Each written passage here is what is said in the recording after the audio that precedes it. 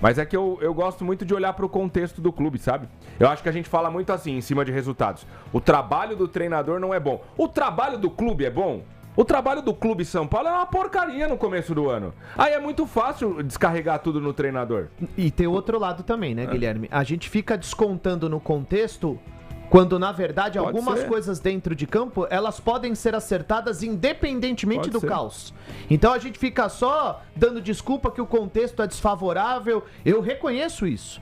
Eu entendo que no Santos existem muitos problemas, como no São Paulo ainda existem muitos problemas. Eu reconheço tudo isso, mas eu acho que algumas coisas são colocadas como desculpas e, na verdade, alguns ajustes são feitos pelo treinador independentemente do caos. Olha o exemplo do São Paulo, cara. Não mudou nada. Mudou o Lucas Ramon, que chegou na lateral direita. Aí até, ok, foi uma boa diferença que ele faz dentro de campo. Mas não mudou nada. É só uma questão do cara ter horizonte de receber. Mas não mudou nada desde quando você disse? Dentro de campo, tá? Que o Ivan fala assim... Mas de quando? Desde quando?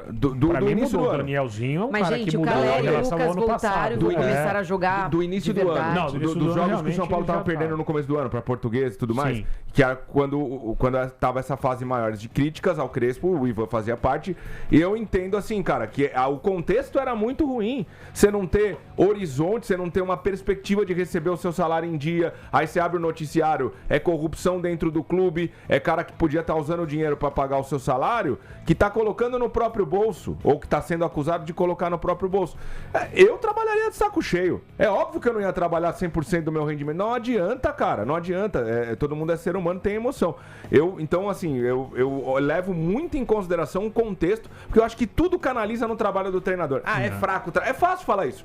É fraco o trabalho desse treinador, tá dando tudo errado, é fraco. E foi massacrado quando foi na TV, enfim, veio a público dizer que o São Paulo lutaria para não cair. Lutaria pelos 45 pontos. Porque o cara vivia ali também, um ambiente extremamente conturbado. Naquele momento era um clube falido, um presidente sendo empichado, uma série de situações. O cara falou, ferrou, pra não falar outra coisa. É que no ano passado, ele foi muito claro quando ele foi questionado sobre determinados temas, que ele não falaria sobre outros assuntos. Ele ficaria só sobre os jogadores, só no campo bola, certo? Sim. Aí quando o time começou a declinar e como ele passou a ser bastante criticado, ele começou a bancar o sincerão nas entrevistas. Então, quer dizer, quando o time tava ganhando com ele não tocava em outros assuntos. Quando o time passou a perder, ele começou a falar sobre outros temas. Beleza, certo, é isso que me incomoda. Beleza, eu entendo que no começo do ano, realmente o contexto era muito desfavorável, eu reconheço tudo isso que o Guilherme falou, mas a mudança de esquema, por exemplo, fez o São Paulo melhorar como time.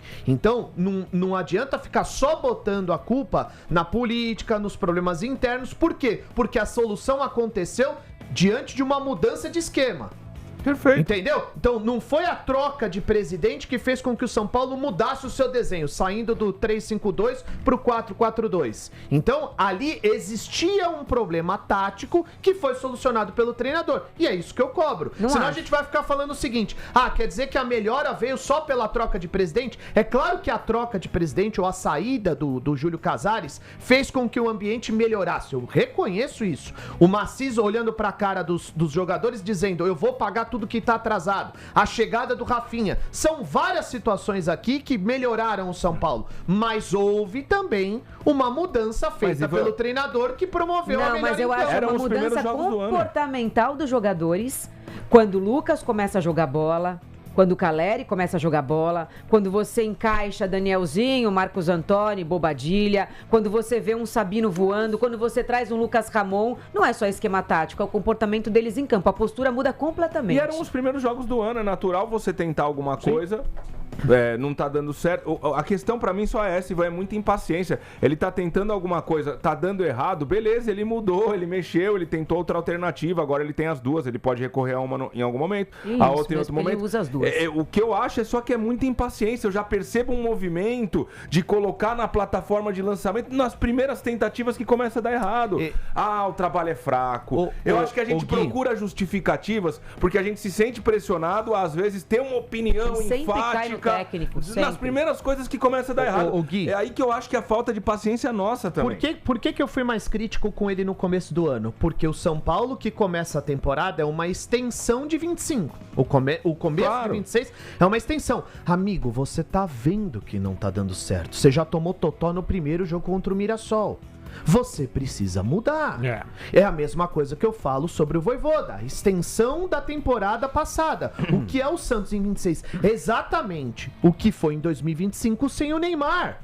Então, mas aí em 2023, 2024, 2025, 2026, há quanto tempo o Santos está vivendo isso? Na verdade, ou é só o Vojvoda que está passando por isso? Não, o Carille entregou mais que o Vojvoda. Eu sou contra também. Gosto de fritar tudo. Ele chegou a uma final de Campeonato Paulista com vários problemas. O Santos cai para a segunda divisão. O Santos promove uma reformulação geral no elenco, e ele consegue levar o Santos a uma final de Campeonato Paulista. Então, assim, eu entendo que é desafiador para qualquer treinador, mas não dá pra gente colocar só o contexto como desculpa, porque existem problemas que são resolvidos dentro de campo pelo treinador.